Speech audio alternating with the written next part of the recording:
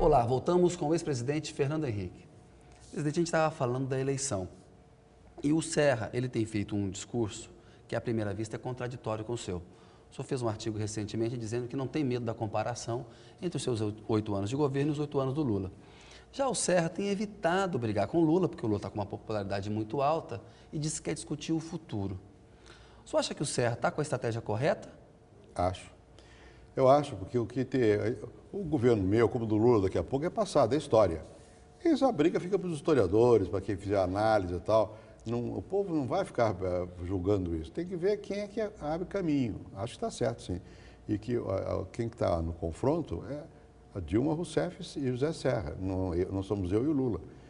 Eu sou história, e o Lula vai ser daqui a pouco. Você pode até voltar, tentar reviver. O Lula disse que vai querer reviver. Tá bem, pode tentar. Mas é história. Agora, o que eu disse é o seguinte, eu não tenho medo de discutir o passado, discutir o que nós fizemos, nas circunstâncias, dizer por que fez, por que não fez. Nós fizemos. No fundo, quer dizer, as mudanças grandes foram feitas no meu período, a inovação. O Lula pegou a bicicleta já num certo caminho e pedalou mais depressa em algumas áreas, em outras parou. Não é? Isso é normal. Mas a aposta, desculpe interrompê-lo, no mercado interno não foi mais ousada do que a aposta do período do senhor? Como a valorização do salário mínimo, crédito consignado. Sabe quanto é que foi a valorização do salário mínimo no meu tempo e no tempo do Lula? Aumento real? É. Creio que no tempo do senhor mais ou menos uns 45%, 48%, no Lula 49%. Já está pau a pau. Pau a pau. E, na verdade, a política de valorização do salário mínimo começou no governo Itamar, quando eu era ministro da Fazenda. Não é? Não. As circunstâncias foram mais favoráveis. O boom mundial foi muito grande a partir de 2003. Por que ele insiste nesse discurso? Se a comparação é desfavorável a ele, ou não é tão favorável assim, por que ele insiste? O Lula? É. Porque ele deu certo quando ele falou isso no passado, na coisa da privatização, porque nós não reagimos. Contra o Geraldo Alckmin em 2006. Porque nós não reagimos. Veja o negócio da privatização. O que o Lula está fazendo agora? Como é que está fazendo Belo Monte? Fazendo leilão? Jogando o BNDES lá, os fundos de pensão e dando a maioria para empresas privadas. Está privatizando, usando o governo como nós fizemos com a Telefônica. Então, agora mesmo nos aeroportos, por que não faz já a concessão de terminais de aeroporto? Porque está com medo da eleição, porque sabe que tem que fazer. Né? E quando você pega... Na verdade, o processo de privatização que se volta sempre a isso. Começou muito antes de mim. As primeiras foram no governo Sarney, na parte siderúrgica. Depois o governo, as mais significativas na siderurgia foram no governo Itamar Franco, foi a siderúrgica nacional. Pode ter tido problemas, mas houve méritos na privatização, foi bom para o Brasil. Claro que foi, e era uma lei do Congresso. Né? Agora, nós privatizamos as telecomunicações, a Vale do Rio Doce e a Rede Ferroviária Federal. Telecomunicação é um sucesso absoluto, absoluto. A Vale do Rio Doce virou o ai-dodói do Brasil, segundo maior do mundo. E a rede ferroviária, que era dívida, quem é que fala disso hoje? Então não tem por que esconder. Agora, o que fizeram da outra vez foi assim, vamos privatizar o Banco do Brasil, a Caixa Econômica e a Petrobras. É mentira, nós nunca privatizamos isso, eu nunca quis privatizar. Dessas 3 grandes privatizações aí por áreas que tu fez, a que menos teve resultado, ou seja, ficou mais ou menos como está, é a rede ferroviária, não andou, né? Teve resultado, andou sim. Mas para passageiro, para o transporte? Não, passageiro não, é para carga. Passageiro não anda, mas é para carga. Andou e outra coisa, a dívida parou. Isso tudo é a dívida do Tesouro. Pesava no Tesouro ali. Então, eu acho que é isso. Agora, o que nós fizemos com a Petrobras, ou com o Banco do Brasil, com a Caixa? Transformamos em empresas. Era tudo falido. A Petrobras, não. O Banco do Brasil, sim. No meu tempo, 2 vezes foi para o vermelho. A Caixa Econômica não podia nem publicar balanço. E a Petrobras deu um salto enorme, porque o próprio presidente atual do PT reconheceu isso. Diz ele que votaria na lei que nós fizemos dessa vez, que deu o salto. Então, nós não temos que esconder, tem que discutir. Agora, isso é passado. É passado. Agora tem que discutir, está faltando infraestrutura, precisa aumentar, os aeroportos estão em crise. Qual foi o porto novo que o governo Lula fez? Nós fizemos Sepetiba, terminamos Pecém, terminamos Suape, refizemos o Porto do Rio Grande, o porto lá na Paraíba, aquele lá no Amazonas, outro em Rondônia. Cadê o porto? Nenhum. Estou vendo que o senhor está afiado na defesa e está com os números aí na ponta... Eu sempre tive os números, é que o pessoal não conhece as coisas, né? Pois é, mas o PSDB, às vezes essas notícias de que o Fernando Henrique não pode ir na convenção do Serra, não pode ter comparação, saem do próprio PSDB, presidente. Mas é conversa, viu o que aconteceu quando eu fui à convenção, né? uma ovação enorme, fez discurso e conversa, é fofoca, que fica é bobagem. Né? E vão atrás, você faz uma pesquisa, você é a favor de privatizar a Petrobras? O governo Fernando Henrique privatizou. É mentira, nunca quis privatizar. Se fizer a pergunta correta, a resposta vem diferente. Teve aquele episódio Petrobras que era mudar a marca, Isso era uma sugestão, isso foi proposta de terceiro escalão que não prosperou. De marketing. Então, não mexia com a empresa. Isso acharia que valeria a pena mudar o nome? Não. Tanto que não prosperou, né? Presidente, queria falar um pouquinho de economia e história com o senhor. Quando eu fiz a entrevista com o senhor no ano passado, o senhor disse, olha, eu sou um otimista, mas a crise econômica vai ser muito forte, vai pegar o Brasil, 2010 vai estar difícil e tal. O Brasil passou bem pela crise econômica. O senhor acha que foi um erro de avaliação do senhor ali, ou era mais uma coisa mais premida pela análise política ali? Não. Ou o senhor achou que o Lula não ia dar conta de gerenciar a crise? Não foi isso. É que houve uma mudança muito grande de atitude dos bancos centrais no mundo todo com relação à crise, correta. Né? Quer dizer, o Banco Central dos Estados Unidos virou até um banco comercial. Abriram as burras, né? Eles abriram as burras, né? E inundaram o mundo de dinheiro. Então não houve a escassez de recursos. Ao mesmo tempo, o governo do Brasil atuou direito. O Banco Central atuou direito. Aliás, eu estava defendendo o Banco Central e o governo estava, parte do governo Lula, criticando o Banco Central. Eu sempre disse, não, está certo, tiveram reservas. Acho que foi correta a política de subsídios. Acho que há mais tempo já deviam ter parado com ela. Quando o senhor fala essa redução de IPI setorial, compra de carro, eletrodoméstico, linha branca, porque o que está acontecendo? Foi muito longa na opinião do senhor? Muito longa. O que está acontecendo é o seguinte, o governo Lula deu um boom de consumo, que na crise se justifica. Mas, e dizem que foi o Keynes que inspirou. Não, Keynes queria que houvesse um boom de investimento, né? Consumo derivado do investimento. Para ser sustentável, né? O investimento ficou para trás. Né? Consumo, sem investimento dá problema.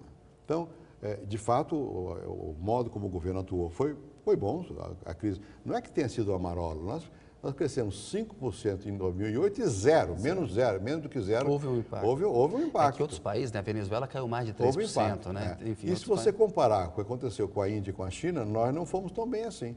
Porque a Índia e a China estão crescendo a 10% em tudo isso. Né? Mas, digamos, vamos deixar de comparação. No geral, eu acho que nós nos safamos bem. Atuou na linha correta. Atuou na linha correta, safamos bem. Agora não está atuando na linha correta. Faz alguns meses que não está atuando na linha correta. Agora o Banco Central tenta corrigir isso e dá aquela puxada de juros que vai ter efeito mais adiante. E se puxar ainda mais os juros, vai complicar o ano 2011. O senhor já falou aí, acha que eles estão estendendo demais a política de isenções fiscais. Isso. Juros. O senhor acha que foi um erro essa paulada, esse 0,75? Não, eu acho que podiam ter começado antes para não ser uma coisa tão... talvez tenha que aumentar mais ainda. Depende do crescimento, do aumento do consumo nos próximos meses, né?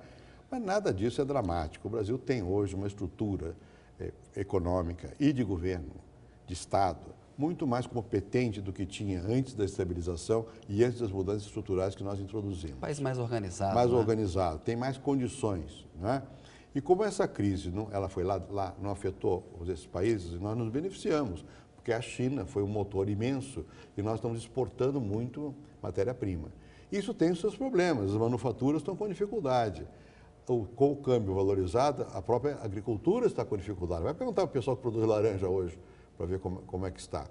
Mas isso é a vida. Não estou dizendo que... Não estou criticando o governo. O senhor também enfrentou problema com o câmbio na época do governo, né? Isso aí, na hora da política, você diz, é o governo. Não, é mais complexo do que isso. É a sociedade, é a economia, né? Que tem que sempre buscar soluções e tal. Presidente Fernando Henrique, o Ciro Gomes deu uma entrevista a este programa, e aí, para registro histórico, eu queria esclarecer alguns episódios com o senhor. Ele disse que o José Serra, na época do governo, quando ministro do Planejamento, bombardeava muito o ministro Pedro Malan da Fazenda, a quem o senhor deu o comando da economia ali. O Serra, ele tinha muita divergência com o Malan mesmo? O Serra tinha divergência.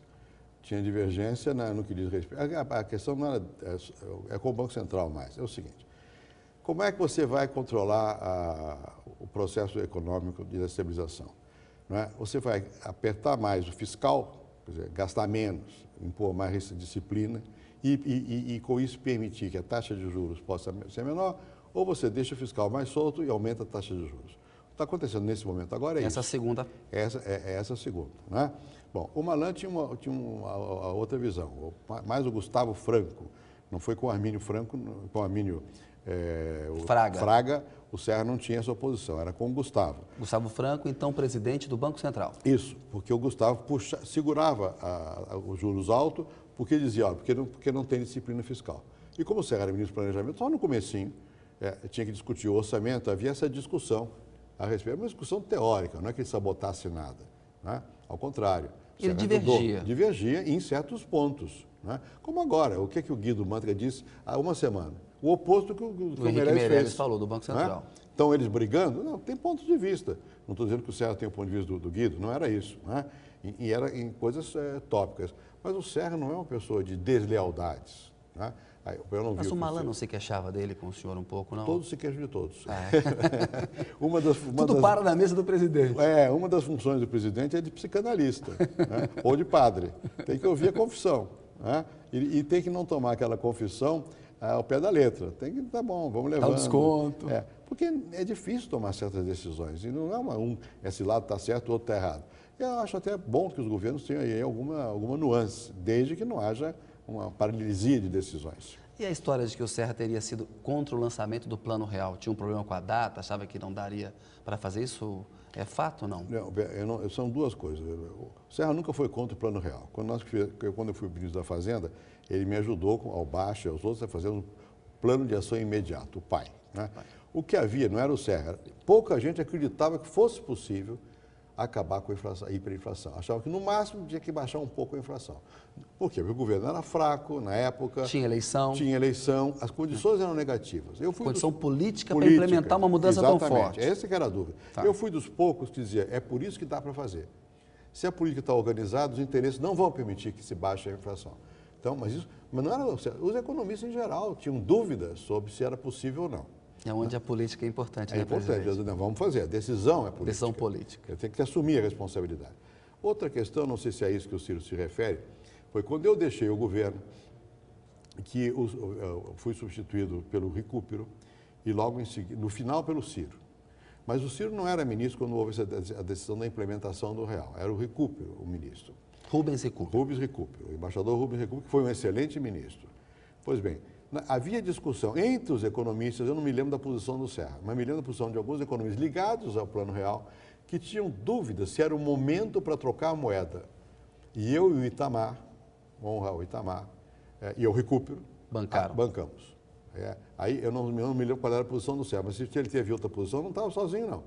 Eu não vou citar nome, mas vários dos pais do Real tinham dúvidas. Porque depois que dá certo, todo mundo aplaude. Até dar certo, tudo é dúvida. E era um risco mesmo. O Brasil já tinha feito 2 planos. Era um risco. Vários planos. O cruzado deu errado, o Collor, o Bresser, então, né? Foi isso. Mas essa é a intriga de achar que o Serra sabotou, não.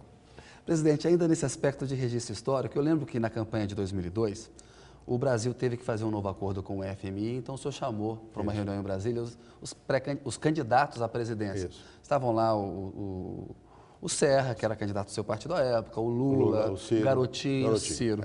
Mas o senhor teve uma conversa à parte com o Lula no canto da sala mais longa. O que vocês conversaram ali, presidente? Sabe o que eu acho que nós conversamos ali? Foi uma coisa simples. Trivial ali? Trivial. Era sobre Minas Gerais. Era para ajudar alguma coisa.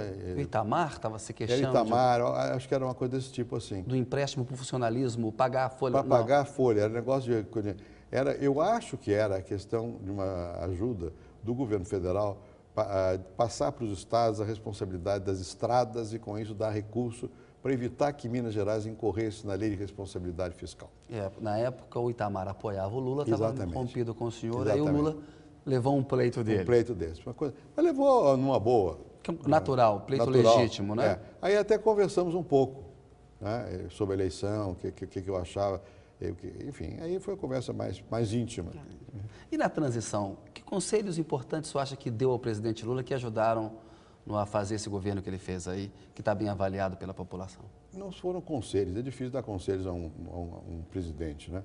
A transição foi alguma coisa que foi significativa, eu acho, porque nós organizamos a transição. Civilizada, importante. O Pedro Parente, que era o chefe da Casa Civil, acho que ele foi até os Estados Unidos, olhou como é que se fazia isso, e nós fizemos uma lei, que foi muitos meses antes da eleição, dizendo como seria feita a transição e autorizando o presidente eleito a indicar 70 pessoas, sendo um com a posição de ministro, para permitir que as pessoas novas vissem do que se Conhecessem a tratava. máquina.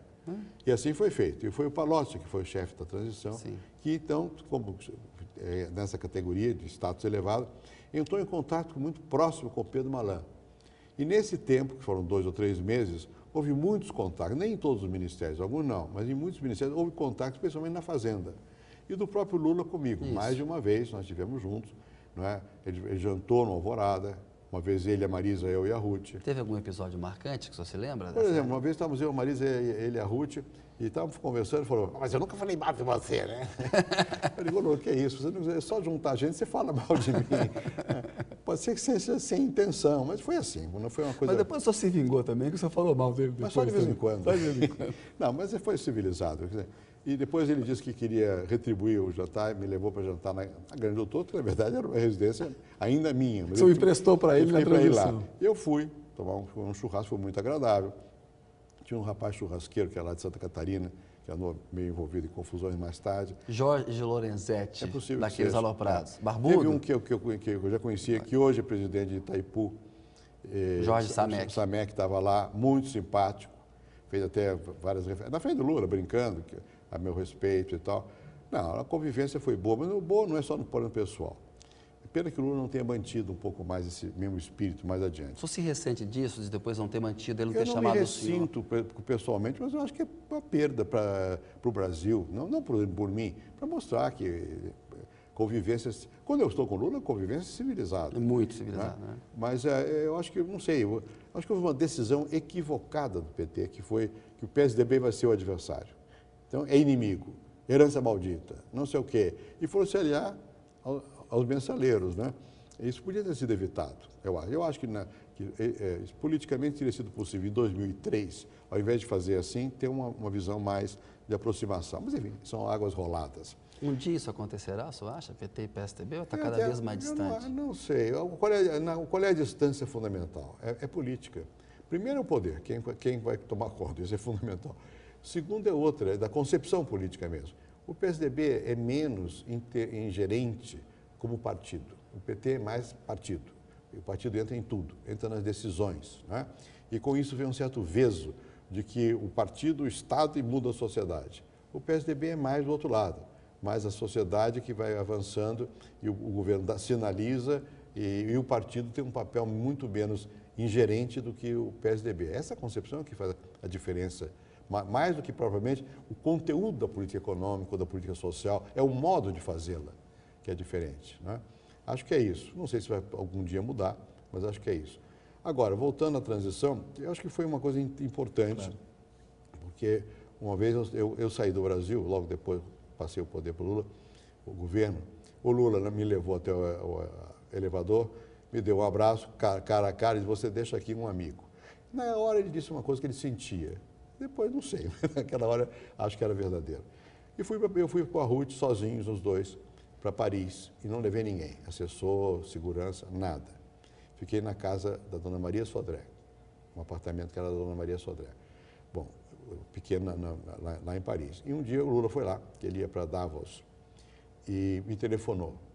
Ele estava na embaixada e deu uma recepção. Não me convidou. Bom, ele te telefonou, mas não convidou. Mas para falar o quê? Não, telefonou para dar um alô. Um alô. E aí me perguntou a respeito da guerra do Iraque, se eu achava que ia haver a guerra. Eu digo, eu acho que vai.